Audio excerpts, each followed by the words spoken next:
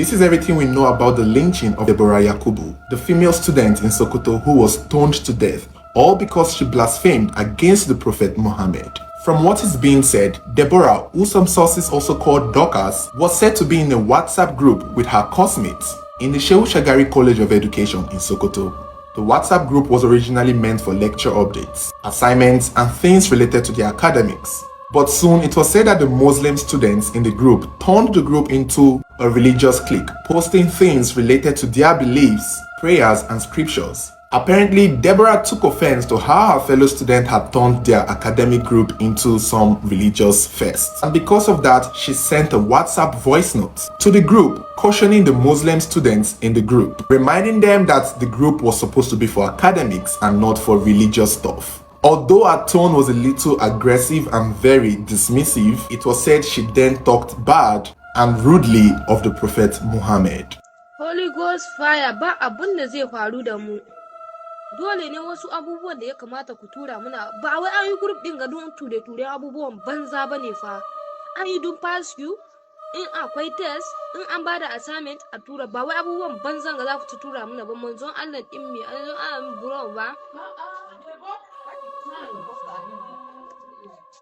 A particular student even replied her with another voice note telling her that she actually just blasphemed.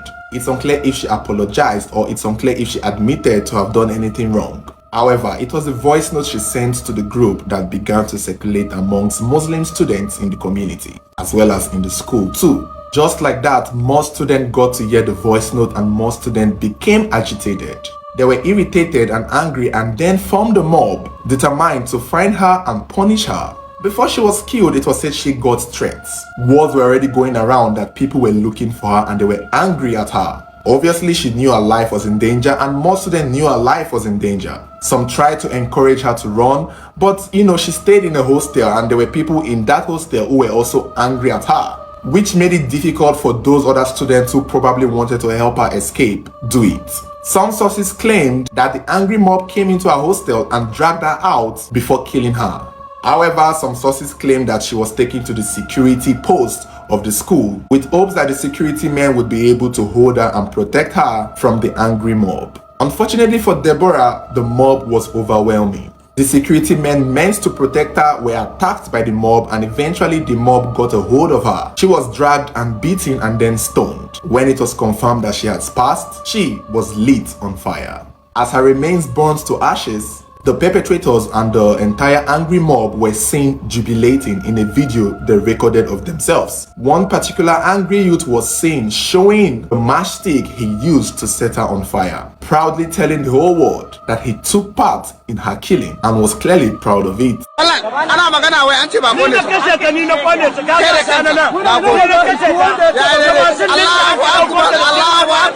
The entire world is shocked at the killing of this young woman. Many people have condemned the actions of these extremists, as they call them, including a lot of Muslims themselves. A lot of people are calling for justice for Deborah, and there is currently a manhunt for some of the killers of Deborah Yakubu, especially the ones seen in the video jubilating and bragging about their role in her killing. So do you guys think these killers will be caught and brought to book? Because this is my thoughts. If you have been following my channel for a while, you will know that this is not the first extremist case we're talking about. It's not even the second. This is most likely the third or fourth. We have talked about the killing of Christiana Oluwasesin and that of Bridget Agbaime, two women who were killed by Islam extremists in the north, whose justice has not been served for them up to this day, despite the fact that their killers were caught and apprehended. So with these stories and with these instances in mind, I kind of feel that this might be what would play here. A lot of extremists who kill other people in the name of blasphemy